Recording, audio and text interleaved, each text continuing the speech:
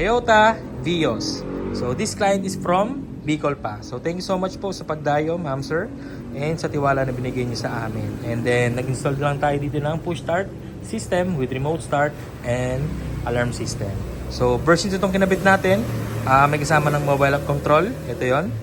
Yan, na pwede sa iOS or Android devices. And at the same time, meron na rin itong kasamang dalawang remote or key fob na pwede rin kayong mag-lock. Parang ganyan. Pwede kayong mag-unlock. Pwede kayong mag-car finder. Na for example, nalimutan nyo sa banda nakapark yung kotse nyo. Pindutin nyo lang to. Yan. Iilaw yung signal lights nyo and tutunog-tunog siya. Tapos, pwede rin kayong mag-open ng trunk. Pindutin nyo lang to. Tapos, send nyo lang, mag-open na yung trunk nyo. Okay? Tapos sa key fob, ganun lang din. Ang kagandahan lang na may mobile application, if ever kasi mawala yung key fobs nyo, malubat during the travel, masira, mawala, may backup kayo na pwedeng gamitin. And then if ever mawala naman tong key fob nyo, ay yung cellphone nyo mismo, i-reinstall nyo lang sa ibang device nyo, login nyo yung account nyo, magagamit nyo na siya.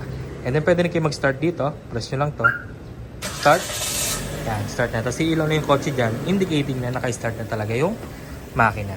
Okay? Pakita ko lang, buksan natin yung trunk. So ito, pinutin nyo, tapos send. Yan. Nag-pop na siya. Pasok tayo sa loob. Pag lumapit kayo dyan, mag-automatic unlock na rin yung kotse nyo. Papasok na lang kayo sa kanya para i-drive siya. Okay? Tapos pakita ko yung push start system na kinabit natin. Yan. So ito yung push start button na kinabit po natin. Kulay red yung illumination niya. Pag aksidente po napindot, hindi mamamatay yung kotse. Then matic transmission, park luggage, tsaka handbrake. Kapag naka-driver, naka-reverse, hindi niya siya mapapa-start. Then kapag tumapa ka ng brake, kahit hindi ka pa umaalis, mag-auto lock yung doors. Yan. Okay? Then even naka-andar, pwede ka mag-unlock. Pwede ka mag-lock sa mobile app or sa key fob. Pakita ko yung sa key fob. So ito yung key fob na kasama Toyota, kasi syempre Toyota yung kotse nila. Okay? Yan. Pwede ka mag-remote start dito, pwede ka mag-open ng trunk. Yan. Okay? Pag gusto mong patayin, apakan mo lang yung brake, isang pindot. Or dito sa app, pwede rin. Press stop, lagyan mo yung password na binigay namin sa inyo, then mamamatay na siya. Okay? Or dito para mas madali, apakan mo yung brake, isang pindot. Yan. Okay? Patay na yun. Then mag-automatic unlock din yan. Pag gusto mong start, apak sa brake, isang pindot. Yan. Okay? Tapos pag-sync na rin yung system, iilaw na rin yung kotse rito.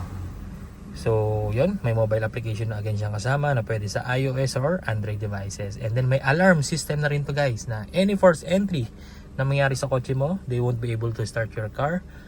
Tapos mag-alarm yung kotse nyo. Okay?